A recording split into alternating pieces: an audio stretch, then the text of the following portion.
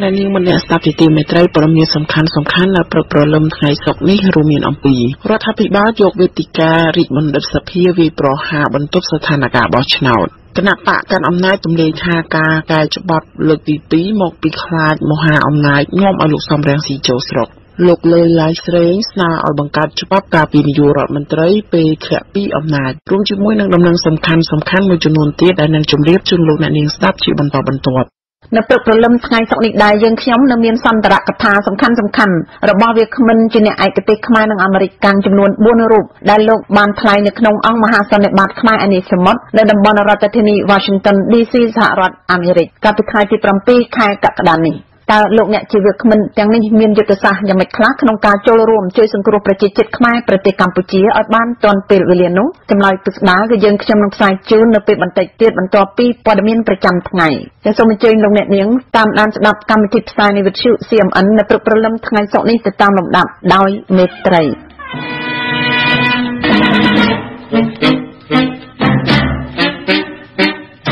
จิกจับดาวในการวิธีปอดมีนประจำไงระบบวิชุเสียมอันและประกอบลมไงศกนี้ยิงยมสาวม้าสมจุนคำสาปึกษาแต่ตามลำดับโดยต่อเติ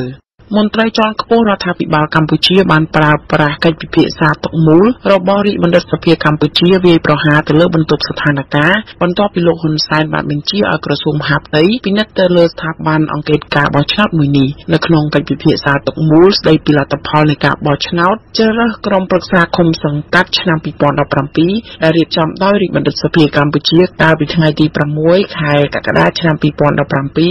มนตรีจอนขบรัฐพิบาลบานเชลกานูเวประหาทุนดบรรทุกสถานการณ์บอชนาโดยทา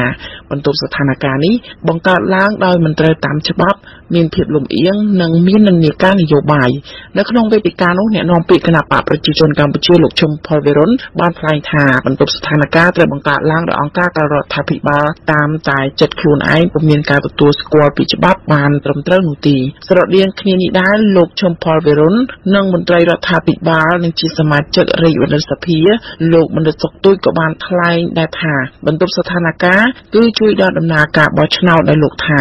สังคมตระการฉบับดำเนินการปีดิฉันในการบังคับบรรทุกสถานการณ์ตระเรียบจำตามฉบับใดแนะนำเปลี่ยนดังเชียร์เลขาธิการในที่สเตการคณะรัฐมนตรีหลบภัยสิพานบ้านไทยทากล้าปีกาบอชนาชามปีปอนดับเบย์บรรทุกสถานการณ์บ้านบังคับกรมบันดาลเนี่ยเป็นเจ้าหน้าที่จุบอลหนึ่งดาวตัวในที่ระบบโกจุบอลบ้านประดับเมียนกาโจรูมได้ปะประชังหนึ่งทาบันยกบรติจิตมโลกทาบรรทุกสถานการณ์นี้กองปงประเจนจิมวยสถาบันเชียรีบจำกับบอชนาหนึ่งกาวีดำไลระบบบรติทมจิกาสำหรับจัดระบบปรดกัมพูชีบนไตรแพร่ฉบับในองค์การคอมเฟรลลูกยุนสุธีระบ้านไอเนซาปอดเมียนดังท้าคอมเฟรลยังตัวโยการิกุนในขนมในสถาปนาแต่ทาการได้จับบรรทุกสถานการณ์ทำมันกรุบฉบับนู้จิกาเจ้าโดยมันสำรมกรุบบรรทุกสถานการณ์คือตัวสควอดาโกจูบอให้มีการตัวสควอปีสถาบันอันตรายจิตร้านลูกท่าการจับประกันบรรทุกสถานการณ์ในโคฉบับคือจิกาโยนเคยระบรัฐพิบาลปนโน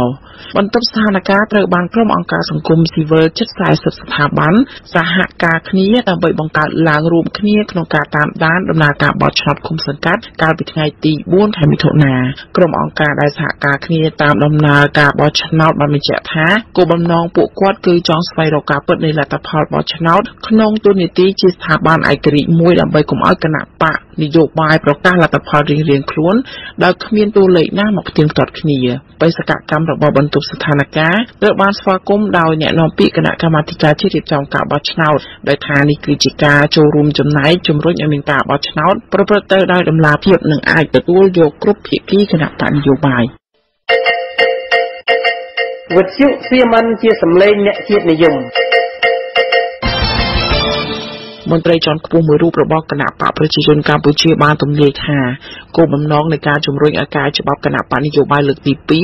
โลกทาดับใบตุกกลมเอามหาอำนาจนอมหลุกซ้ำแรงซีโจสลกวิงนักน้องสนิทสาปอดมเย็นการปีเปิดไงตีประมวยขายกะกระดา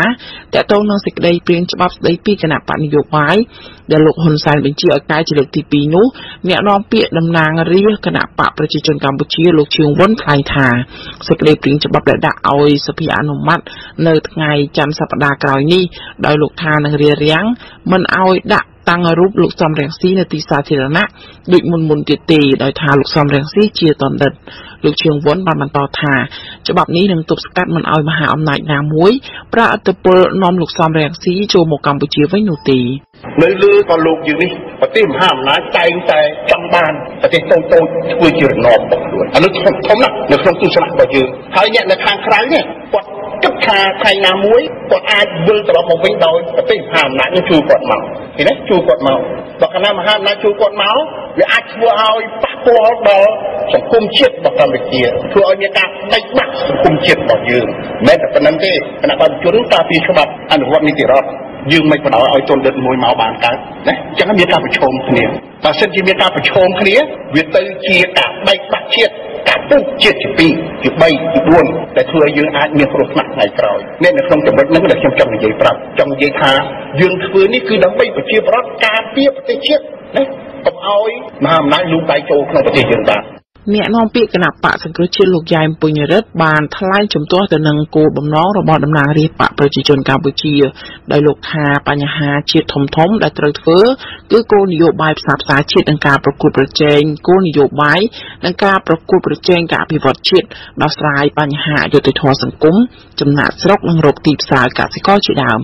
បើសិនណាបណ្ឌិតនឹងគ្មានការគ្រប់គ្រងពីប្រជាពលរដ្ឋចង់យកទៅតាំងនៅកន្លែងណាក៏គ្មាននរណាចាប់អារម្មណ៍គ្មាននរណាយកចិត្តទុកដាក់ដែរដូច្នេះបើថាគណៈបកនយោបាយនឹងចង់កេងចំណេញហើយយករូបបណ្ឌិតយកទៅដាក់អញ្ចឹងដើម្បីចំណេញស្លឹកឆ្នោតទុកឲ្យគណៈបកនឹងលាយទៅខ្លួនឯងចំណងទៅពីព្រោះរីសជាអ្នកសម្រេចអ្នកស្រាវជ្រាវពីការអភិវឌ្ឍសង្គមលោកបណ្ឌិតនេះបានលើកឡើងថាការព្យាយាមធ្វើច្បាប់បែបនេះជាយុទ្ធសាស្ត្រយកប្រៀបលើដៃគូប្រកួតដូចជាគណៈបកនេះធ្លាប់យកប្រៀបលើគណៈបកហ៊ុនស៊ិនប៉ិចដែលធ្វើច្បាប់ឯកពន្ធភាពប្រឆាំងនឹងសម្ដេចក្រមព្រះប៉ុន្តែលោកមាសនេះរំលឹកថាល្បែងនយោបាយដែលអ្នកនយោបាយកំពុងលេងនេះលោកថាมันបានផ្ដល់ប្រយោជន៍ដល់ប្រទេសជាតិនោះទេយ៉ាងណាក៏ដោយលោកជឿងវុនអះអាងថាគណៈបកប្រជាជនកម្ពុជាមិនបានប្រើប្រាស់ច្បាប់ថ្មីនេះទៅរំលាយគណៈបកសង្គ្រោះជាតិចោលដោយការលើកឡើងរបស់មជ្ឈដ្ឋានមួយចំនួនទេដោយថាបើដឹកនាំគណៈបកនោះមិនបំពានច្បាប់ទេនឹងការពារគណៈបកកាន់អំណាចក៏ត្រូវពង្រឹងបន្តយន្តការប្រជាធិបតេយ្យតាមរយៈដែលការមានដៃគូប្រកួតប្រជែងដែលមានកម្លាំងប្រហាក់ប្រហែលគ្នាផងដែរវិទ្យុ CMN ជាសម្លេងប្រជាធិបតេយ្យ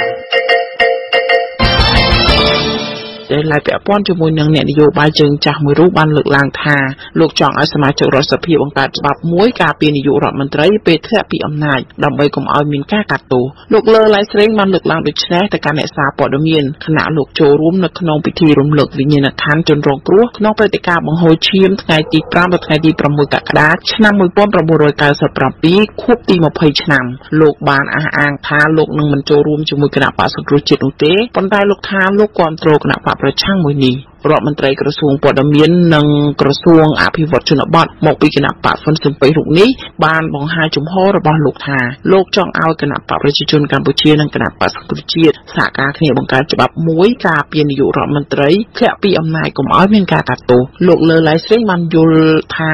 បើដូចនេះគឺជាការបញ្ជាមិនឲ្យមានវប្បធម៌ទឹកឡើងត្រីស៊ីស្រមោចទឹកហើយស្រមោចស៊ីត្រីអ្នកនយោបាយអាយុ70-80ឆ្នាំរូបនេះបានប្រមានថាលោកហ៊ុនសែនគុំគំរាមប្រើកងទ័ពដើម្បីការពារអំណាចរបស់ខ្លួនតែថាកងទ័ព 70% មិនចេញទៅធ្វើសង្គ្រាមជាមួយគ្នាឯងនោះទេអ្នកនាំពាក្យគណៈបកប្រជាជនកម្ពុជាលោកសុកអេសានមានប្រសាសន៍ថាលោកមិនទាន់ឃើញពីបញ្ហានេះទេហើយថាមិនស្របតាមសភាពការជាក់ស្ដែងទេលោកបន្ថែមថាកងទ័ពនឹងស្រឡាញ់សង្គ្រាមទេតែចាំបាច់ត្រូវបង្ក្រាបដើម្បីការពារសន្តិសុខដែលធ្លាក់ពីអំណាចនេះត្រូវបានលោកហ៊ុនសែនបង្ហើបម្ដងហើយកាលពីពេលស្រស់ស្រួលផ្នែកនយោបាយក្រោយជាប់គាំងឆ្នាំ2014ប៉ុន្តែលោកអះអាងថាច្បាប់នេះត្រូវបានលើកឡើងដោយគណៈបកប្រឆាំងតែលោកអះអាងថាលោកមិនត្រូវការច្បាប់នេះនោះទេលោកអ្នកនាងអ្នកស្ដាប់ជាទីមេត្រីព័ត៌មានសំខាន់នៅព្រឹកព្រលឹមថ្ងៃសុក្រនេះដែលរាយការណ៍ជូននៅនាងខ្ញុំសមាសូមបញ្ចប់ត្រឹមតែប៉ុណ្ណេះវិទ្យុ CMN បម្រើប្រជាជាតិខ្មែរ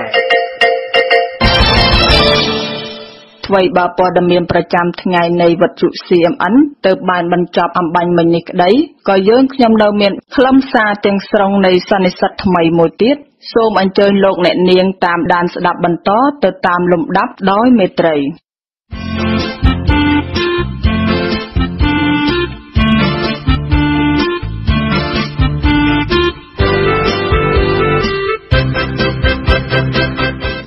លោកអ្នកនាងម្នាក់ស្ដាប់ជាទីមេត្រីក្រៅពីអធិរាជសម្លេងមាសលោកស៊ិនស៊ីសមុទ្រអ្នកស្រីហ៊ុយមាសនិងលោកសុសម៉ាត់ក៏ជាតារាចម្រៀងខ្មែរដ៏ល្បីឈ្មោះនៅមុនឆ្នាំ1975ក្នុងចំណោមតារាចម្រៀងខ្មែរជាច្រើនទៀតនោះដែរលោកសុសម៉ាត់កាលនោះមិនត្រឹមតែចូលរួមបម្រើវិស័យសិល្បៈចម្រៀងខ្មែរយ៉ាងសកម្មប៉ុណ្ណោះទេលោកក៏មានសេចក្តីក្លាហាននិងមានសមត្ថភាពខ្ពស់ធ្វើជានាយទាហានមួយរូបបានដឹកនាំកងទាហាននៃរបបសាធារណរដ្ឋខ្មែររបស់លោកសេនាប្រមុខលន់ ណុលចេញច្បាំងនៅតាមសមរភូមិក្តៅនានាដើម្បីប្រឆាំងនឹងការចូលឈ្លានពានប្រទេសកម្ពុជាដោយកងទ័ពយួនវៀតកុងយួនកុម្មុយនីសវៀតណាមខាងជើងនាកាលនោះដែរឆ្លៀតក្នុងឱកាសនេះវិទ្យុ CMN សូមជូនចម្រៀងអត្ថាធិប្បាយមួយបទជាកិច្ចសន្ទនារវាងអ្នកស្រីហ៊ុយមាសនិងលោកសុម៉ាត់ដែលខ្មែរគ្រប់រូបអាចចាត់ទុកថាចម្រៀងមួយបទនេះជាបណ្ដាំចុងក្រោយរបស់លោកសុម៉ាត់ជូនចំពោះជនរួមជាតិខ្មែរតាំងពី40ឆ្នាំមុនតើមានខ្លឹមសារសំខាន់ដោយម្ដេចខ្លះសូមអញ្ជើញលោកអ្នកនាងស្ដាប់កំសាន្តដូចតទៅនេះ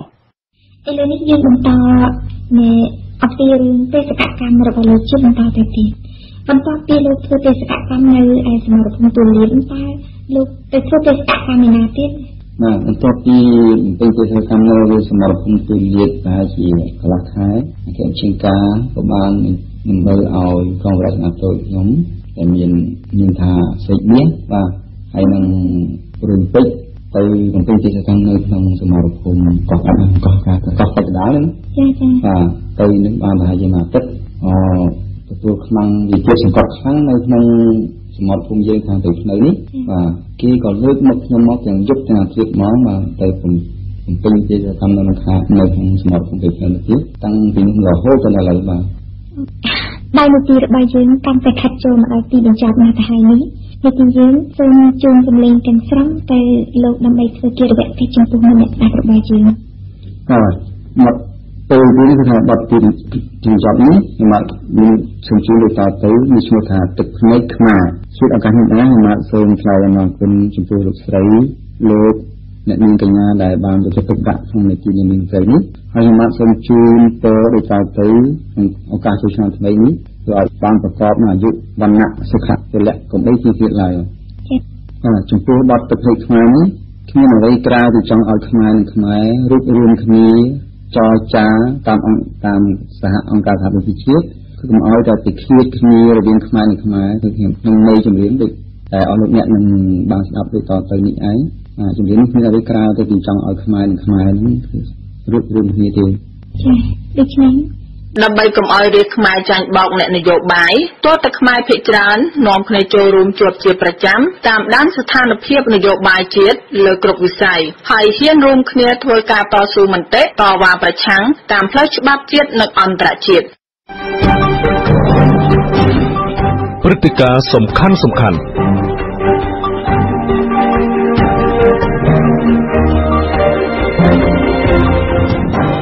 លោកអ្នកនាងម្នាក់ស្ដាប់ជាទីមេត្រីអង្គមហាសន្និបាតខ្មែរអានីសមុទ្រដែលរៀបចំឡើងដោយអង្គការសមាគមខ្មែរយ៉ាងតិច10នៅក្រៅប្រទេសកម្ពុជានោះគឺបានចាប់ផ្ដើមហើយនៅថ្ងៃសុក្រទី7ខែកក្កដាឆ្នាំ2017នេះនៅភោជនីយដ្ឋាន New Fortune នៅរដ្ឋ Maryland នៃតំបន់រដ្ឋធានី Washington DC សហរដ្ឋអាមេរិកវាគ្មិនកិត្តិយសដែលបានចូលរួមនៅក្នុងថ្ងៃដំបូងនេះគឺមានទាំងអស់13រូបមកពីប្រទេសបារាំងនិងនៅសហរដ្ឋអាមេរិកកិច្ចប្រជុំចែកចេញជា4វគ្គនៃការថ្លែងសន្ទរកថានិងពិភាក្សារវាងលោកអ្នកជីវគ្មិនជាមួយនឹងប្រតិភូនិងភ្ញៀវកិត្តិយសដែលចូលរួមជាតំណាងនៃអង្គការសមាគមនានាដែលមានចំនួនសរុបប្រមាណ60នាក់សូមបញ្ជាក់ជូនថាប្រធានបទនៃកិច្ចប្រជុំមួយវគ្គនេះគឺមានសារៈប្រយោជន៍ច្រើនជូនដល់ប្រជាជាតិខ្មែរពិសេសជូនដល់ខ្មែរអ្នកជាតិនិយមពិតប្រាកដនៅជុំវិញពិភពលោកហើយនេះហើយទៅវិទ្យុ CMN តាមដានរឿងនេះជាប់ជាប្រចាំដើម្បីយកមកចែកចាយផ្សាយជូនលោកអ្នកនាងដែលពុំបានទៅចូលរួមស្ដាប់អង្គមហាសន្និបាតនេះដោយផ្ទាល់ថ្ងៃនេះយើងខ្ញុំសូមចាក់ផ្សាយជូនទាំងស្រុងនៅវគ្គទី1នៃការថ្លែងសន្ទរកថារបស់វាគ្មិនមួយរូបដែលបានថ្លែងនៅក្នុងអង្គមហាសន្និបាតខ្មែរអានីសមុទ្រនៅថ្ងៃសុក្រទី7ខែកក្កដានេះដែលផ្ដោតទៅលើប្រធានបទអំពីកិច្ចការរដ្ឋបាលនិងការដឹកនាំប្រទេសហើយសូមលោកអ្នកនាងអញ្ជើញតាមដានស្ដាប់ដោយមេត្រីខ្ញុំសូមអញ្ជើញលោកដុកទ័រណបណ្ឌិតារិទ្ធិពលដែលជាអ្នកជួយរៀបចំប្រតិភូរៀបចំនៅក្នុងមហាសន្និបាតយើងនៅថ្ងៃនេះដើម្បីឡើងមកធ្វើការចាប់អារម្មណ៍តាមកម្មវិធីចា៎សូមអញ្ជើញលោកបង Now we welcome Dr. Naphan China Rickipol, Coordinating Committee and Chairman of this convention. Welcome. ចា៎ហើយផងដែរគាត់គឺជាប្រធានអមនីចា៎ President អមនី បាទសូមអរគុណច្រើនអ្នករានីហើយលោកខឿនហាក់បាទដោយមានបទអាមេរិកដែរខ្ញុំនិយាយអង់គ្លេសខ្លះខ្មែរខ្លះបាទជាបឋមខ្ញុំជា Chairman ខាង Coordinating Committee ឬក៏ជា Coordinator របស់អង្គមហាសន្និបាតកម្ពុជាខ្មែរនាសមុទ្រសូមអរគុណអស់លោកអ្នកទាំងអស់គ្នាតាមនាមយើងជាគណៈកម្មការអ្នកតំណាងអង្គការទាំងអស់10អង្គការមានអង្គការអូមនីអង្គការខេរ៉ាត់ខាង KPNC ខាងអស់លោកអ្នកនៅនេះមានខាង CAA មានខាងអស់លោកជួយមកពី Washington State KAF ទាំងអស់10អង្គការរៀបចំនេះខ្ញុំសូមស្វាគមន៍ហើយសូមបើកអង្គមហាសន្និបាតជាផ្លូវការនិងជើញ panel ទាំងអស់មាន5 panel ប៉ុន្តែយើងចែកជា2ថ្ងៃ panel ខ្លះនឹងជើញមកថ្ងៃនិយាយនៅថ្ងៃស្អែកដែរដូច្នេះសរុបទៅ panel 7ទាំងអស់បាទហើយសូមស្វាគមន៍ជាពិសេសអស់លោកអ្នកតំណាងអង្គការជួយមកពីចម្ងាយទាំងអស់ដូចជាមានលោករៀនឈប់វ៉ាន់សដែលជាអ្នកគួយផ្ដើមគំនិតជំរុញឲ្យមានអង្គមហាសន្និបាតនេះបន្ទាប់ពីឆ្នាំទៅអង្គការ KPNC ហើយនឹងអូមនីបានធ្វើមហាសន្និបាត25ឆ្នាំកិច្ចព្រមព្រៀងក្រុងប៉ារីសហើយមានលោករៀនឈប់មករៀបឆងជាមួយរៀនឈប់វ៉ាន់សមកពី Washington State ខាង KAF ជាមួយនឹងលោកស្រីជាអ្នកមីបងជួយមកនឹងជាកិត្តិយសយើងណាបាទតបមកអស់លោកអ្នកដែលមកពីឆ្ងាយគ្រប់រដ្ឋគ្រប់ state នឹងខ្ញុំនឹងរាយនាមខ្លះជាពិសេស speakers ហើយក៏សូមអរគុណដល់អស់លោកអញ្ជើញមកពីស្រុកបារាំងមានលោកយ៉ែមបុផាន់ជាដើមបាទមុខស្តៀងខ្ញុំដែរបាទតកូលក៏ដូចគ្នាដែរបាទគាត់អញ្ជើញមកតំណាងបណ្ដាញអង្គការសមាគមខ្មែរនៅបារាំងនិងនៅអឺរ៉ុបកំពុងតែរៀបចំដូចយើងដែរការចៃដន្យណាយើងចង់ធ្វើការរៀបចំជាបណ្ដាញអង្គការសមាគមខ្មែរនៅសហរដ្ឋអាមេរិកហើយនឹងភ្ជាប់ជាមួយអង្គការបណ្ដាញនៅគ្រប់ប្រទេសទាំងអស់ទៅជាអង្គការមហាសន្និបាតកម្ពុជាខ្មែរនាសមុទ្រដែរហើយមានលោកសុភ័ណ្ឌជើញមកពីកាណាដាដែរបាទក្រៅពីនេះគឺយើងនឹងភ្ជាប់ network ជាមួយគ្នាតទៅបាទហើយមកពីស្រុកបារាំងដែរមានលោក Johnny នៅតខាងនោះហើយនឹងម្ដាមគាត់ហើយកូនស្រីគាត់ឆ្លាតណាស់អាយុ16កន្លះប៉ុន្តែនិយាយភាសា3ភាសាឈ្នះយើងទៀតដែរបាទ so I speak in English now briefly I welcome you all on behalf of the coordinating committee and all the committee especially we owe a great debt to our very able where is he now? Kumten. Without Kumten, this wouldn't happen, I guarantee you. Without the president of Canada, he's an amazing guy in the university, granted him an MBA, it's worth everything because he did a great job. Thank you, Bondu. Yes. So on behalf of all of us, and we have our senior appointee here, Mr. Puite, a new but a good friend of mine. I respect him a lot. So we welcome you all, and we have great leaders like Bong Ben Bao, President of CCD, and this evening we have the great music master, Lu Chung Nek, will come and provide the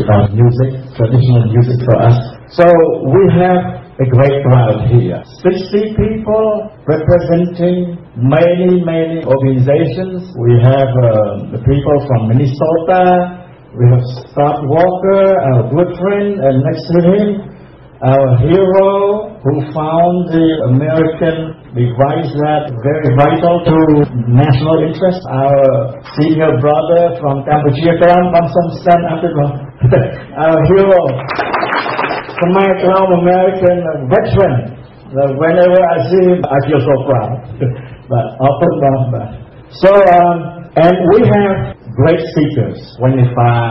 Between 25. I borrow our brother Wuta Chin, who put up the profile, a great profile of brief bio from each, starting a great bio of Bang Dr. Tun Sawan. Bang Dr. Tun Sawan is the centerpiece in Greater Washington D.C. here for a long time. 40 years he's helping the temple, and the first and the best temple in America, founded by our great late Venerable Omian. You know, so Bang Dr. Tun Sawan maintained it very well. Thank you, Bang, to hold us together. So I'm going to welcome all the committee. Just briefly, we will have Sarah Noel is a campaign associate of the International Labour Rights Forum. We have Mr. Suphan Sen, a founder and president of Committee for Election Rights of Overseas Cambodians. We have Mr. Buite, government official appointed by President Bill Clinton to serve as the Deputy Director of the U.S. Department of Education, the highest Asian American appointee at the department from 1999 to 2001. Mr. Buite, thank you. We have Hong Nate, the only one city councillor at large in Massachusetts and in America. He's going to be here tomorrow. We have Mr. Bunaret Ham, a special nuclear project engineer. He's from Virginia Beach. We have Dr. Bao Bang Yu, Joy Matanti, California. Welcome. We have Mr. Walter Chin, also a government official now. He's going to be here tomorrow. We have Dr. Sambat Chung. He's going to be here tomorrow also. And we have Mr. Yuan Yan, very clever and able executive director of the United Cambodian Association of Minnesota. I know him a long time, but I had a chance to sit and talk with him. Welcome. And we have my old friend, if we talk about Sisabat Day, he went to Sisabat High School with me, with us too. Mr. Kuchan Lee, very likable and very smart, licensed clinical psychotherapist. We have a psychologist here. Anyone want to know what's wrong with Cambodian leaders in the past or now? Ask my friend, Mr. Chan Lee. He's writing a book coming out soon. Okay. But we have our senior, Bang Sanara Prom. Bang Min Baramayជាងគេខ្ញុំមានបារមីបណ្ដេញបណ្ដាលបងនេះឡើងសអស់ហើយបាទ our senior here he said អ្នកដែលមកហ្នឹងសិតតែអ្នកមានបុណ្យហ្នឹងបងជឿមើលទៅប្រកែកហ្នឹងគឺទៅសចេញបារមីភ្លឺបាទ Okay, we have the Bang Riam Subang scholar here from Pasik, but I'm going to stop now. Okay, briefly, we have the Bang Wansa, we have the Bang Pasik, we have Dr. Christine Su, and the Bang Marit Chong, the Bang Dr. Tun Sawan, all these are panelists, and we have a big professor, he's retired now, Bang Dr. Gafar Pimek, is going to join us tomorrow. And lastly, you have me, not have a deputy people, the last one on the list. Okay, but ចឹងសូមអរគុណច្រើនហើយការដែលរៀបចំយ៉ាងម៉េចធ្វើយ៉ាងម៉េចចាំខ្ញុំនិយាយទៅក្នុង panel ដែលខ្ញុំនិយាយជម្រាបជូនឥ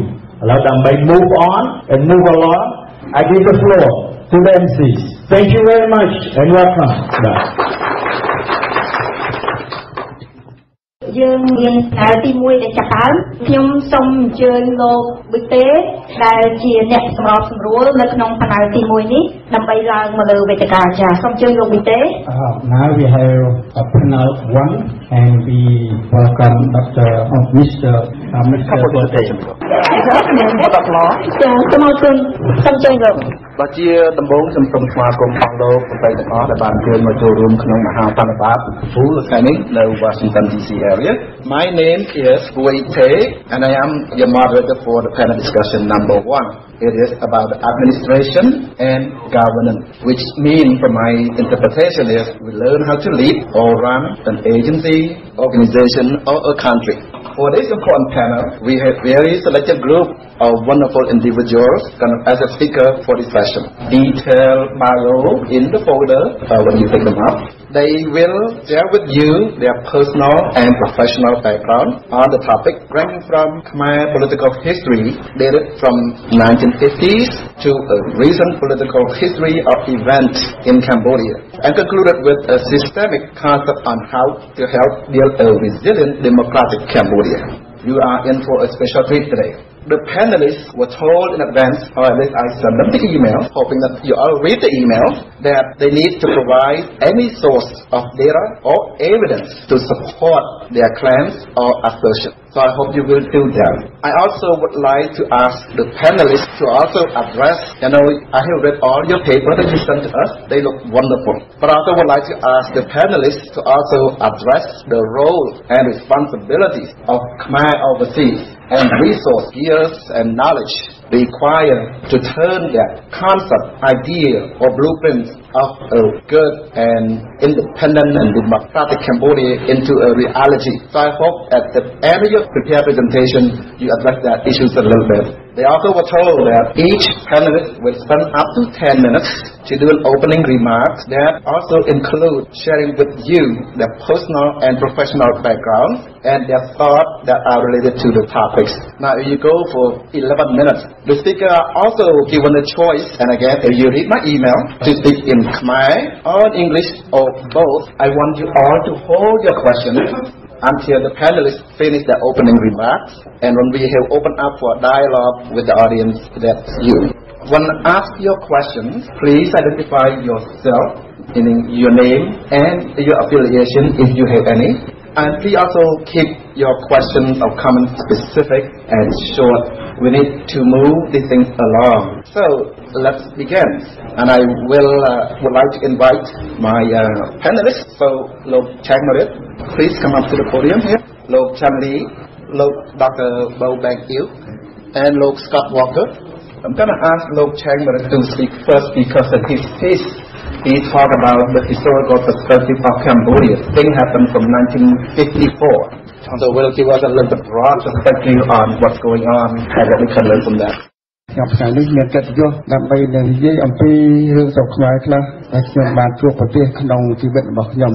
Thank you for all panelist members. Thank you for Mr. Bite. And I like to talk Cambodian, maybe better than English, I guess. ខ្ញុំសូមជម្រាបរាល់គ្នានេះរៀបសួរទៅអស់បងប្អូនម្ដងទៀតមកថាថ្ងៃនេះខ្ញុំមានកិត្តិយសដែលបានសម្រេចចិត្តថានឹងនិយាយទៅទីនេះដោយសារលោកបានសរនោះរៀនដែលបានសូមឲ្យខ្ញុំនិយាយអំពីហៅថា opportunity missing opportunity បាន missing opportunity ហើយ missing opportunity ហ្នឹងបានសេចក្តីថាខកខានឱកាសនេះខ្ញុំសូមឲ្យទាញអារម្មណ៍អំពីពាក្យដែលយើងប្រើទៅឲ្យបានចូលគ្នាគឺដូចជាយើងខានឱកាសដូចជិះឡានជិះកប៉ាល់ហោះដោយសារយើងយឺតដើម្បីទៅធ្វើការហើយយើងខាតរបស់ដែលយើងត្រូវសម្រេចក្នុងអង្គចំណុចមួយនោះច្រើនទៅទៀតហើយនេះវាមានខេត្តការដែលខានតែមួយហ្នឹងគឺគាត់តែខានហ្នឹងវាខូចអស់ទៅខ្ញុំនេះឈ្មោះមរិចឆោមក No Washington State, great state of Washington, and great state in the Washington area over here. ជាកាលដល់ឆ្នាំ1935តាមពីសម័យសិពុនក៏មានពលចូលស្រុកខ្មែរបារាំងមកទូតាស្រុកខ្មែររហូតដល់បានឯករាជ្យបាទចំណែកបានខ្ញុំសូមនិយាយទៅថ្ងៃនេះលោកមិនសាកក៏ជឿថាគាត់ចង់ឲ្យនិយាយអំពី missing opportunity ដូចខ្ញុំបាននិយាយមិនថាយើងខានទៅចំណុំឬខានស្អីមួយដល់យើងមិនបានទៅដោយសារយើងភ័យប្រហែលក្នុងការដែលជិះស្លាបឬជិះកប៉ាល់ហោះ គឺបានចូលរួមជំនុំហើយពេលជំនុំទៅឬពេលសម្រាប់កិច្ចការនឹងដល់ហើយរឿងស្រុកខ្មែរខ្ញុំចង់លើករឿងមួយមកជម្រាបអំពីក្នុងដែលយើងបានឯករាជ្យឆ្នាំ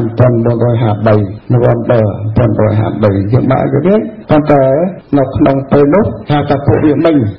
គឺយួននឹងពីដើមគេហៅថាវាមិញជាកុម្មុយនីសហើយជាកុម្មុយនីសអត់ចេញស្រុកខ្មែរទេខ្មែរយើងឲ្យទៅគឺថាអត់មានតបបរទេសទេអញ្ចឹងហើយបានគេបង្កើតឲ្យជំនុំសន្និបាតមួយនៅក្រុង គឺសម្ដៅ54គឺឲ្យតបបរទេសទាំងអស់ចេញមានតបយេមិញហើយមានតបបារាំងទាំងអស់នឹងឲ្យចេញអស់ហើយឲ្យខ្មែរបានឯករាជ្យហើយបានសុខសន្តិភាពហើយឲ្យខ្មែរនឹងអភិជាក្រិតទៀតហើយកាលនោះមហាប្រទេសដែលចូលរួមនោះគឺមានអង់គ្លេសបារាំងអាមេរិកមានចិនហើយអញ្ចឹងជាដើមមហាអំណាចទាំង4មហាអំណាចទាំង5នៅក្នុងសកលលោកយើងនេះគឺបានសម្ដេចថាឲ្យខ្មែរយើងនេះទៅជាប្រទេសឯករាជ្យអភិជាក្រិត អត់ឲ្យទៅលំអៀងទៅខាងកុម្មុយនីសឬក៏ខាងសេរីទេកាលនោះពេលចាប់សង្គ្រាមព្រាមយើងថាបើយើងទៅមកចែកជាកុម្មុយនីសចែកសេរីហើយវាមានការលំបាកតាត់រងមកហើយគេថាយើងកុំឲ្យចូលប្រទេសណាមួយកុំឲ្យចូលដៃប្រទេសណាមួយនៅជាអភិក្រិតជាបណ្ដាលបាទហើយគេបានសញ្ញេនៅឆ្នាំ1954ក្នុងខែ21កក្កដាឆ្នាំ1954នៅស្រុកគេបន្តឲ្យយើងនេះអភិក្រិតហើយអត់ឲ្យមានតបបរទេសបានដាក់ចូលស្រុកខ្មែរទេតាមពីនោះហ្នឹងបាទហើយក៏នោះយើងបានឯករាជ្យនោះគឺមានសម្ដេចសៀនុលោកជាមេដឹកនាំធំជាអស្តេតជាអនុអន្តរជាតិហើយគាត់សម្រាប់កិច្ចការទាំងអស់បាទគឺថាស្អីក៏លោកសម្រាប់ទាំងអស់ដែរតាមពីធ្វើសាលារៀនធ្វើស្អីណាលេងបាល់លេងល្ខោនអីណាគឺសម្រាប់ជាបេតាទាំងអស់បាទហើយក្នុងពេលមួយក្នុងពេលដែលប្រាំងចាញ់យកបៀតបៀនព្រោះប្រាំងហ្នឹងបានបកកលសង្គ្រាមហ្នឹងមកឲ្យអាមេរិកក៏បានបន្តតែចម្បាំងជាមួយប្រាំងនឹងជាមួយអាមេរិកនឹងតរហូតសម្រាប់ប៉ុន្តែខ្មែរយើងបានឲ្យគ្រាហើយឆ្នាំ54នឹងប៉ុន្តែនៅស្រុកខ្លួននៅមានបន្តច្បាំងគឺថារវាងកុម្មុយនីសហើយនិងសេរីយកនឹងមានជាពីរបាទក្នុងពេលនោះពេលមួយនោះក្នុងពេលដែលខ្មែរយើងបានឲ្យគ្រាបានបរិបូរបានសុខសន្តិភាពគេហៅថាកោះសន្តិភាពឆ្នាំ1953រហូតដល់63គឺខ្មែរយើងកាន់កោះ Island ឲ្យដល់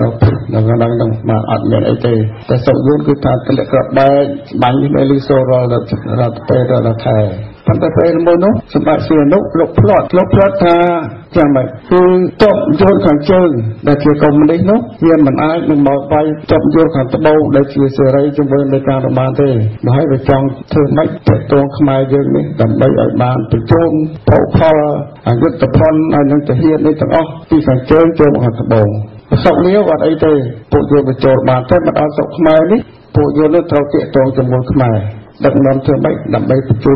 ជូនសម្ភារៈអាវុធអីផ្សេងហ្នឹងមកឲ្យអាមេរិកនៅខាងត្បូងហើយនឹងយកសេរីនៅខាងត្បូងនេះឡើយគឺថាគឺការទាក់ទងខាងប្រទេសទូកយ៉ាងល្អិតគឺគេឲ្យលួចលាក់ធ្វើម៉េចដើម្បីឲ្យបញ្ជូនតបមកតាមស្រុកខ្មែរបានដើម្បីទៅវាយពួកយកសេរីហើយនៅពួកអាមេរិកនៅខាងត្បូងវៀតណាមត្បូងពេលនោះយើងអត់បានធ្វើចេញមកទេមានដឹកនាំយើងបានធ្វើឲ្យលាក់លៀមហៅថា tacit agreement ថាជាគេមិនថាធ្វើទៅធ្វើតែមិនដឹងខ្លួនយកទៅណាប៉ុន្តែក្នុងចិត្តគឺឲ្យធ្វើចុះដល់ហើយបានពីក្នុងពេលនោះគេហៅថាមានគណៈកម្មការត្រួតត្រងអន្តរជាតិគឺទៅមើល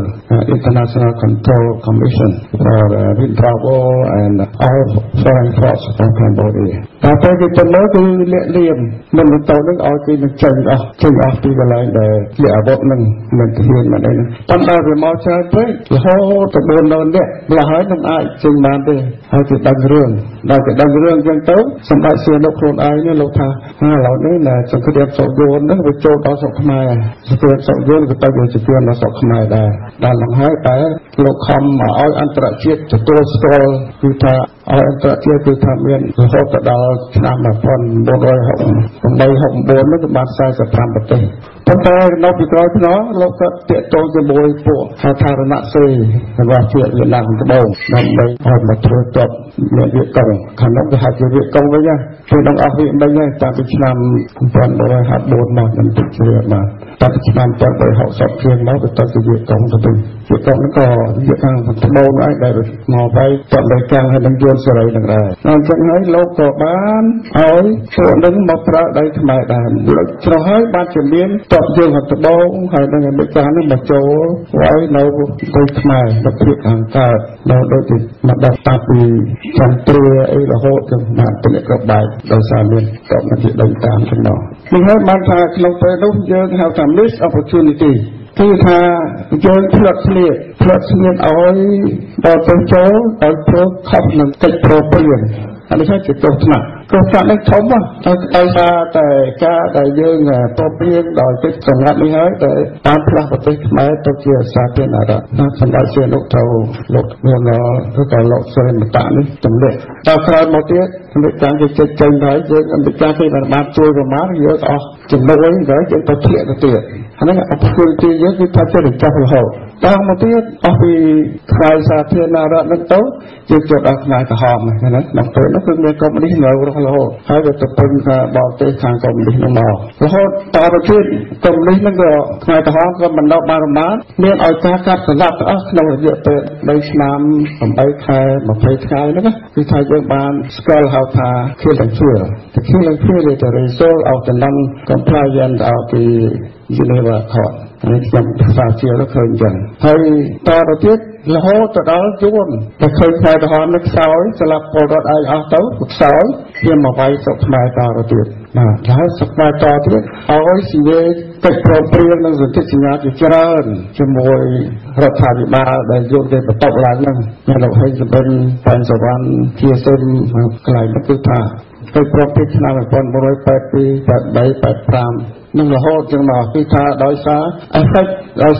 អត្តពលរបស់ដែលយើងអត់បានគោរពតែប្រងព្រៀងសន្និដ្ឋានខ្ញុំមើលទៅឃើញចឹងណាហើយចុះខ្ញុំសាមញ្ញផងបងប្អូនខ្លះអត់នឹកឃើញទេអញ្ចឹងមកខ្ញុំថ្ងៃនេះចង់បញ្ជាក់ច្បាស់ថាការដែលយើងមិនគោរពតែប្រងព្រៀងអន្តរជាតិនោះវាមានគ្រោះថ្នាក់ធំណាស់រហូតដល់បោះបង់ជីវិតប្រទេសជាតិអស់ប្រមាណ2លាននាក់killing field of 2លាននាក់ដោយសារយើងមិនគោរពកិច្ចព្រមព្រៀងក្រុងហ្សឺណែវឥឡូវហ្នឹងយើងមិនកិច្ចព្រមព្រៀងមួយទៀតព្រមព្រៀងក្រុងប៉ារីសឆ្នាំ1991ហើយយើងអត់បានគោរពទៀតនេះយើងឲ្យចិនមេរៀនដដែលដែល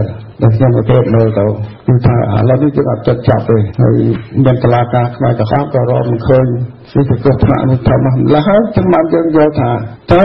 យើងថ្ងៃនេះដែលយើងបានយល់អំពីបញ្ហាខ្មែរតើថ្ងៃក្រោយយើងនឹងធ្វើយ៉ាងម៉េចដើម្បីឲ្យខ្មែរយើងដឹកខ្លួនថាការមិនគោរពកិច្ចព្រមព្រៀងអន្តរជាតិនឹងវាជាគ្រោះថ្នាក់ដល់រលាយស្រុកទេយើងខាងមុនអស់2លាននាក់គឺយកស្រុកយើងចេញតាមអន្តរជាតិជួយបាន18ប្រទេសជួយហើយគេឲ្យយើងគោរពកិច្ចព្រមព្រៀងទៀតតែឥឡូវនេះយើងអត់បានគោរពពេញបរិបទទេបាទនេះដែលខ្ញុំចង់បញ្ជាក់ដល់បងប្អូនតែយើងថ្ងៃនេះគឺថាចង់ឲ្យបានយើងជំរុញថ្ងៃនេះគឺយើងចាត់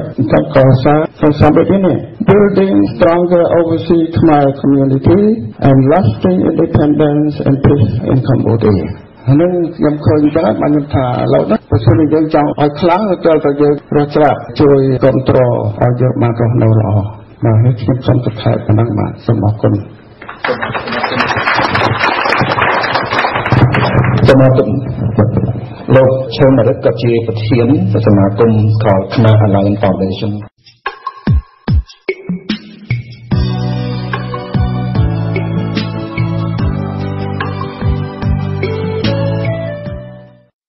Mình trong phần trên lô channel cuối licensed clinical psychotherapist to talk. Thank you. So, present here. Kim snap down the show got that channel connect got this from what they project on got the PC channel. Each section side protection for main episode room 12 charity. ก่อนจะได้ថាបញ្ហាខ្មែរយើងសប្តាហ៍នេះវាជាបញ្ហាមួយធំធេងហើយធ្ងន់ធ្ងរណាស់ដែលពុំមានបុគ្គលណាម្នាក់ឬគណៈបកនយោបាយណាមួយម្នាក់ឯងឬសហគមន៍ណាមួយអង្គការណាមួយអាចជួយដោះស្រាយតែម្នាក់ឯងបានទេយើងត្រូវការកម្លាំងគ្រប់ជ្រុងជ្រោយគ្រប់ការពិសោធន៍ធនធានមនុស្សគ្រប់បច្ចេកទេសទាំងអស់ដែលនៅមានស្មារតីអាណិតអាសូរប្រទេសជាតិរបស់យើងទាំងអស់គ្នាយើងធ្វើការរួបរวมគ្នាដូចជាថ្ងៃនេះលោករដ្ឋពលបានអញ្ជើញអស់លោកមកពីគ្រប់ជ្រុងជ្រោយនឹងជាសញ្ញាមួយថាយើងធ្វើដំណើរឆ្ពោះទៅរកផ្លូវទៅហើយខ្ញុំសង្ឃឹមថាយើងនឹង build up effort នឹងតទៅទៀតដល់ច្រើនខ្ញុំបានផ្សាយទៅជូនគណៈកម្មការរៀបចំសន្និបាតនេះនៅកណ្ដាស់ដែលមានចំណងជើងថាដំណើរឆ្ពោះទៅរកការកសាងឯករាជ្យភាពជាអចិន្ត្រៃយ៍សម្រាប់ប្រទេសខ្មែរក៏តែដោយខ្ញុំមើលកម្មវិធីសាឡើងវិញម្ដងទៀតឃើញគេដាក់ខ្ញុំនៅក្នុង panel administration and good governance ដូច្នេះខ្ញុំដូរប្រធានបទនៃការពិភាក្សារបស់ខ្ញុំមកអំពីលក្ខណៈសម្បត្តិនៃអភិបាលកិច្ចល្អវិញតើធ្វើម៉េចទៅដើម្បីឲ្យមានអភិបាលកិច្ចល្អនៅក្នុងប្រទេសមួយដែលកំពុងតែកសាងខ្លួនជាធម្មតាទេប្រទេសទាំងឡាយនៅក្នុងពិភពលោកនេះប្រកាន់របបផ្សេងៗពីគ្នាវាមានរបបប្រជានិយមកុម្មុយនីសនិយមសង្គមនិយមរបបរាជានិយមរបបយោធានិយមរបបហ្វាស៊ីសនិយមហើយនិងរបបប្រជាធិបតេយ្យនិយមនៅក្នុងប្រទេសដែលប្រកាន់លទ្ធិប្រជាធិបតេយ្យនិយមទាំងអស់គឺថាគេយកសភាជានីតិបញ្ញត្តិជាអ្នកសរសេរច្បាប់លើកឡើងពួកកុម្មុយនីសនិយមនិងពួកប្រជានិយមហ្វាស៊ីសនិយមគេប្រើបកកណ្ដាលរបស់គេឬបុគ្គលម្នាក់ជាអ្នកដាក់តែងច្បាប់ស្របនិចិត្ត ប៉ុន្តែប្រទេសខ្មែរយើងប្រកាន់ប្រព័ន្ធសភានិយមណាមិនមែនប្រព័ន្ធប្រធានាធិបតីនិយមដោយអាមេរិកទេដូច្នេះហើយសភារដ្ឋជាតំណាងរាស្ត្រនេះជាអ្នកមានតួនាទីជាអ្នកតាក់តែងច្បាប់ការតាក់តែងច្បាប់និងការអនុវត្តច្បាប់នឹងជាមូលគ្រឹះសំខាន់បំផុតនៅក្នុងការធ្វើឲ្យមានអភិបាលកិច្ចល្អនៅក្នុងរដ្ឋាភិបាលនៃប្រទេសនីមួយៗវាមាន7ចំណុចសង្ខេបមកខ្ញុំដកស្រង់យកតែ7ចំណុចនេះទេដោយសារពេលវេលាយើងខ្លីពេកទីមួយគឺរយៈពេលការទទួលខុសត្រូវការទទួលខុសត្រូវគឺជាកិច្ចការសំខាន់ណាស់នៅក្នុងរដ្ឋាភិបាលណាក៏ដោយរដ្ឋាភិបាលមានករណីកិច្ចធ្វើសេចក្តីរាយការណ៍ធ្វើការបញ្យល់និងធ្វើការឆ្លើយតបចំពោះសំណួរផ្សេងៗដែលប្រជាពលរដ្ឋមានដែលសភាមានដូច្នេះរដ្ឋាភិបាលត្រូវមានការទទួលខុសត្រូវចំពោះអំពើរបស់ខ្លួនរដ្ឋាភិបាលស្ថិតនៅក្នុងនីតិប្រតិបត្តិគឺយកច្បាប់ដែលសភាតាក់តែងនេះយកទៅអនុវត្តធ្វើតាមហើយត្រូវមានការទទួលខុសត្រូវនៅក្នុងករណីដែលខ្លួនអនុវត្តច្បាប់ទាំងប៉ុន្មានដែលសភាដាក់ឲ្យនឹងក្រសួងតុលាការគឺជាអ្នកបកប្រែច្បាប់នឹងតាមពិនិត្យប្រកបទៅនឹងការអនុវត្តច្បាប់នៃនីតិប្រតិបត្តិតើសមស្របតាមច្បាប់ដែលគេដាក់ឲ្យដែរឬទេវាមិនដែលមានបកគលនៅក្នុងគណៈបកប្រតិបត្តិបញ្ជាទៅឲ្យគណៈបកបញ្ញត្តិទៅសេច្បាប់តាមខ្លួនចង់អត់មានទេនៅក្នុងប្រទេសប្រជាធិបតេយ្យប្រកបទី2ត្រូវមានតម្លាភាពប្រជាពលរដ្ឋគ្រប់រូបគាត់បីមានលទ្ធភាពក្នុងការតាមដាននិងយល់ច្បាស់អំពីដំណើរការនៃការតាក់តែងច្បាប់នោះផងតើគេសរសេរបែបណាគេសរសេរច្បាប់នោះបែបណាហើយហេតុអ្វីបានជាគេតាក់តែងឲ្យមានច្បាប់នឹងឡើងគេមិនចេះតាក់តែងច្បាប់តាមសេចក្តីនឹកឃើញតាមការចង់បានរបស់បុគ្គលឬក្រុមតូចមួយស្រេចចិត្តតាមពេលវេលានោះទេច្បាប់គួរតែកើតចេញមកដើម្បីជាមេជាកន្លងការអនុវត្តតម្រូវតាមសេចក្តីត្រូវការរបស់ប្រជាពលរដ្ឋទូទាំងប្រទេសទាំងមូលមិនមែនសម្រាប់សេចក្តីត្រូវការរបស់រដ្ឋាភិបាលឬរបស់បុគ្គលណាគណៈម្នាក់នោះទេនេះជាតម្លាភាពប្រជាពលរដ្ឋត្រូវមានករណីកិច្ចចូលតាមដានចូលប្រឡូកហើយនឹងសួរដេញដោលអ្នកដែលតាក់តែងច្បាប់គឺតំណាងរាស្ត្ររបស់ខ្លួននឹងហេតុអីបានជាតាក់តែងច្បាប់នឹងឲ្យកើតមានឡើងទឹកចំណេញដល់ប្រជាពលរដ្ឋទេចំណេញដល់ប្រទេសជាតិទេពីព្រោះប្រទេសជាតិនីមួយៗទាំងធំទៅតូចនៅក្នុងពិភពលោកនេះនយោបាយជាតិផ្អែកទៅលើសសរ2គឺទី1ផលប្រយោជន៍នៃប្រទេសជាតិរបស់គេមានផលប្រយោជន៍ពីច្បាប់នឹងទី2គឺសន្តិសុខជាតិតើការតាក់តែងច្បាប់បែបនេះធ្វើឲ្យមានសន្តិសុខនៅក្នុងសង្គមដែរទេដូច្នេះច្បាប់ទាំងប្រមាណដែលផ្សេងត្រូវផ្អែកជាប់ចំណិចនៅក្នុងអាគោលការណ៍ទាំងពីរនេះទី3ត្រូវឲ្យមានការគោរពច្បាប់ការគោរពច្បាប់ត្រូវឲ្យមានស្មើគ្នាទាំងប្រជាពលរដ្ឋទាំងអ្នកកាន់អំណាចគ្មានបុគ្គលណាម្នាក់នៅលើច្បាប់បានទេគ្មានបុគ្គលណាម្នាក់អាចជន់ឈ្លីលើច្បាប់បានទេមិនមែនអ្នកក្រប្រើច្បាប់ផ្សេងអ្នកមានប្រើច្បាប់ផ្សេងអត់ទេច្បាប់អនុវត្តដោយផ្នែកបិទចិត្តដូចនៅសញ្ញាស្រុកអាមេរិកក្រសួងយុតិធម៌អាមេរិកខាងគេថាគេបិទផ្នែកជញ្ជីងអ្នកកាន់ជញ្ជីងហ្នឹងមិនឲ្យស្គាល់បុគ្គលនេះអ្នកធំឬក៏រាជឬអ្នកតូចនោះទេដូច្នេះត្រូវឲ្យមានការគោរពច្បាប់នេះស្មើគ្នានៅក្នុងសង្គម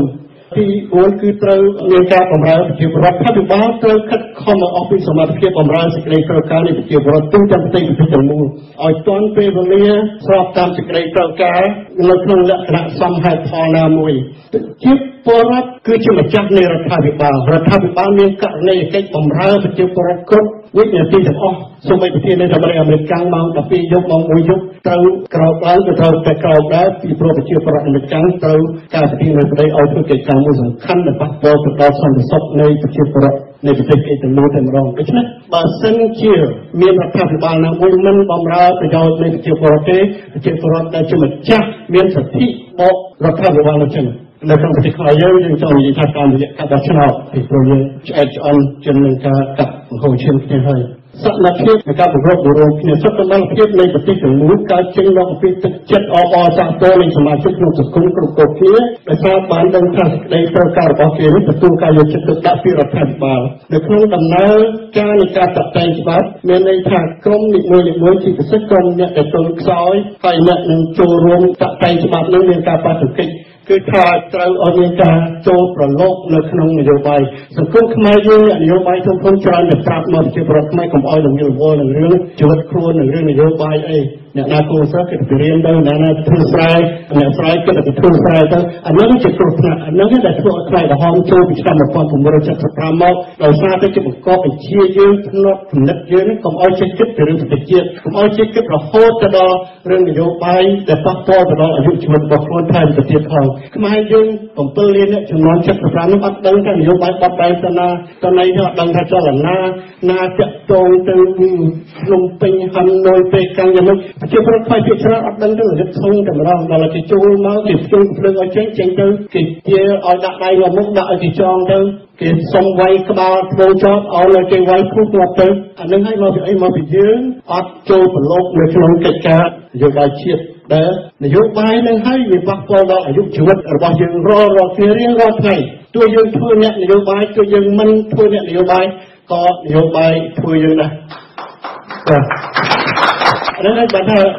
នៅឆ្នាំ1979នេះអ្នកដែលស្លាប់ជាង2លាននេះដូចម្លេចក៏មានប្រសាសន៍ដល់មកនេះគឺថាភាគច្រើនមិនមែនជាអ្នកនយោបាយទេអ្នកនយោបាយរត់បាត់អស់ហើយស្រាប់អានេះអត់ធ្វើនយោបាយគេវាយចោលអស់នេះទៅនឹងហើយអ្នកអត់ធ្វើនយោបាយនឹងហើយអ្នកអត់ដឹងខ្យល់អីថាតើប្រទេសរបស់ខ្លួនស្ថិតនៅក្នុងស្ថានភាពណាដូច្នេះហើយគេវាយសម្រាប់តែពួកអ្នកអត់ធ្វើនយោបាយជាពិសេសស្រួលជាងគេពួកអ្នកនយោបាយមែនតើគេដឹងខ្យល់របស់គេចរត់ចេញអស់នេះនឹងភាគទី6គឺនិយាយអំពីរឿងប្រសិទ្ធភាពនិងអត្ថប្រយោជន៍រដ្ឋាភិបាលក៏បីបំពេញអីសម្រាប់ចិត្តនានាទៅតាមដំណើរការផ្សេងៗដែលប្រជាពលរដ្ឋទាមទារឲ្យធ្វើប្រជាពលរដ្ឋមានសិទ្ធិទាមទារឲ្យរដ្ឋាភិបាលធ្វើអ្វីមួយស្របតាមសេចក្តីត្រូវការដែលខ្លួនយល់ឃើញថាផ្ដល់ផលប្រយោជន៍ដល់ប្រទេសជាតិឬផ្ដល់គ្រោះថ្នាក់ដល់ប្រទេសជាតិនៅចុងក្រោយបំផុតចំណុចមួយទៀតគឺការរួបរวมយើងត្រូវធ្វើនយោបាយបង្រួបបង្រួមគ្នាដោយមានចែងនៅក្នុងសន្ធិសញ្ញាសន្តិភាពក្រុងប៉ារីសនិយាយ4ចំណុចគឺបូរណភាពទឹកដីខ្មែរយើងហើយនិយាយអំពីឯករាជ្យភាពនិយាយអំពីអធិបតេយ្យភាពសំខាន់បំផុតចំណុចទី4នៃសន្ធិសញ្ញាកិច្ចព្រមព្រៀងនេះគឺសាមគ្គីភាពជាតិគេមានចែងនៅក្នុងហ្នឹងនេះជាមូលគ្រឹះសំខាន់នៃសន្ធិសញ្ញាហ្នឹងប៉ុន្តែយើងអត់សូវយល់ថាតម្លៃនៃសាមគ្គីភាពនៅក្នុងសង្គមខ្មែរយើងនោះវាមានតម្លៃប៉ុណ្ណាមានកម្លាំងយ៉ាងម៉េចនៅក្នុងលក្ខណៈសម្បត្តិនៃអភិបាលរដ្ឋល្អគឺការបង្រួបបង្រួមគ្នាមិនចាំបាច់តលអ្នកនឹងនៅក្នុងគណៈបកនយោបាយយើងដែលយើងរាប់អានអានោះខុសហើយធ្វើចឹងទទួលផែនដីម្នាក់ឯងអត់រួចទេជាពិសេសដូចខ្ញុំនិយាយខាងដើមនេះបញ្ហាប្រទេសខ្មែរយើងសពគ្នាធំធេងផងហើយយើងឥឡូវតែបដិសេធអីម្នាក់ឯងមិនមែននៅក្នុងគណៈបកខ្ញុំដូចខ្ញុំមិនយកចិត្តទុកដាក់ខ្ញុំមិនអញ្ជើញខ្ញុំមិនរាប់អានខ្ញុំមិនចាប់ដៃអានោះធ្លាក់ទឹកទាំងអស់តែគ្នានឹងគ្មានអ្នកណារើខ្លួនរួចទេ What can we do as a people outside the country and inside the country នៅក្នុងកណ្ដាលដែលខ្ញុំជួយជួយនិយាយអំពីដំណើរកសាងឯករាជ្យភាពជាអចិន្ត្រៃយ៍សម្រាប់ប្រទេសខ្មែរនេះខ្ញុំបាននិយាយពីចំណុចសំខាន់គឺទី1ធ្វើយ៉ាងម៉េចឲ្យយើងទាំងអស់គ្នាទាំងប្រជាពលរដ្ឋជាពិសេសអ្នកនៅក្នុងស្រុកស្គាល់តម្លៃនៃសេរីភាពបើយើងមិនពេញចិត្តនឹងការដឹកនាំមួយដែលយើងចោទថាមានលក្ខណៈប្រជានិយមពាក្យប្រជានិយមផ្ទុយនឹងពាក្យថាសេរីដូច្នេះយើងស្គាល់ទៅពាក្យថាសេរីនេះមានន័យថាម៉េចហើយយើងស្រឡាញ់សេរីភាពទេបើយើងស្រឡាញ់សេរីភាពយើងចង់រើបំរាស់យើងចង់ចូលប្រឡូកក្នុងការជួយស្ថាបនាប្រទេសជាតិរបស់យើងឲ្យមានសេរីភាពទាំងអស់គ្នាហើយទី2ត្រូវឲ្យមាន shared vision ទស្សនវិស័យរួមគ្នាឲ្យដូចគ្នាបើខ្ញុំយល់ថាប្រទេសខ្មែរយើងកំពុងស្ថិតនៅក្នុងគ្រោះថ្នាក់ហើយសប្តាហ៍នេះបើយើងមិនធ្វើទេយើងអាចជួបអសន្នមហន្តរាយទៅថ្ងៃមុខតែអ្នកខ្លះទៀតបងប្អូនខ្លះទៀតខ្ញុំមិនថាគាត់ខុសខ្ញុំមិនថាគាត់ត្រូវទេអ្នកខ្លះទៀតគាត់ថាទេគេស្រួលសប្បាយស្អីមានដីហុយមានផ្សារស្វាយប៉ាក់មានអីដូចលោកបងសម្រងអីក៏អ្នកត្រួតត្រាខាងដីហុយស្វាយប៉ាក់គាត់ថាស្រុកស្រួលសប្បាយស្អីមានភ្លើងទាំងយប់ទាំងថ្ងៃហើយចាំបាច់ចង់ទៅធ្វើអីទៅវិញអានេះជាទស្សនវិស័យខុសគ្នាយើងចង់ឲ្យទាំងអស់គ្នាមានទស្សនវិស័យរួមមួយឲ្យដូចគ្នាទាំងអស់គ្នាបើយើងធ្វើការកើតនៅទីណាក៏ដោយខ្មែរនៅទីណាក៏ដោយតែអត់មានទស្សនៈដូចគ្នាហើយគឺថាបែកបាក់គ្នាគ្រប់ទីកន្លែងទាំងអស់ដល់ពេលនេះទៅខ្ញុំសូមសម្រាប់ដល់សូមអរគុណនៅខាងនេះជួយស៊ីអំអានគឺជួយបណ្ដុះគំនិតជាតិនិយមចាំមិញនេះលោកអ្នកនាងទើបតែបានស្ដាប់វគ្គទី1នៃសន្ទរកថាទាំងស្រុងរបស់លោកជាវាគ្មិនដែលបានឡើងថ្លែងនៅក្នុងថ្ងៃទី7ខែកក្កដានេះនៅឯអង្គមហាសន្និបាតខ្មែរឯនេះសមុទ្រដែលប្រព្រឹត្តឡើងនៅរដ្ឋ Maryland សហរដ្ឋអាមេរិកយើងខ្ញុំសូមរំលឹកជូនថាមានសន្ទរកថា3វគ្គទៀតដែលវាគ្មិន9រូបបន្ថែមនឹងចូលមកបំភ្លឺបន្តប៉ុន្តែយើងខ្ញុំនឹងផ្សាយជូនទាំងស្រុងជាបន្តបន្ទាប់នៅក្នុងកម្មវិធីផ្សាយពិសេសនៃវិទ្យុ CMN ចាប់ពីថ្ងៃសៅរ៍ទី8ខែកក្កដានេះតទៅរហូតដល់បានចប់សប្តាហ៍គ្រប់នៃកិច្ចប្រជុំទាំងពីរថ្ងៃនេះចា៎ហើយនេះសូមអញ្ជើញលោកអ្នកនាងកុំភ្លេចវិលមកតាមដានស្ដាប់កុំបីខានពីព្រោះលោកអ្នកជាវាគ្មិនទាំងអស់នៅមានដំណឹងសំខាន់ជូនជ្រាបជាព័ត៌មានសូមអរគុណ ស្ដាប់ CMN ដឹងការពិត អ្នកនាងមិត្តអ្នកស្ដាប់ជាទីមេត្រីមុននឹងបញ្ចប់កម្មវិធីផ្សាយនៅព្រឹកនេះនាងខ្ញុំវត្ត័យនិងសហការីរបស់យើងខ្ញុំសូមបួងសួងដល់វត្ថុស័ក្តិសិទ្ធិក្នុងលោកសូមឲ្យជួយតាមថែរក្សាលោកអ្នកនាងមិត្តអ្នកស្ដាប់ទាំងអស់សូមឲ្យប្រកបតែសេចក្តីសុខសិរីសួស្តីនិងជោគជ័យគ្រប់ជំហានយើងខ្ញុំអរគុណនិងសូមជម្រាបលា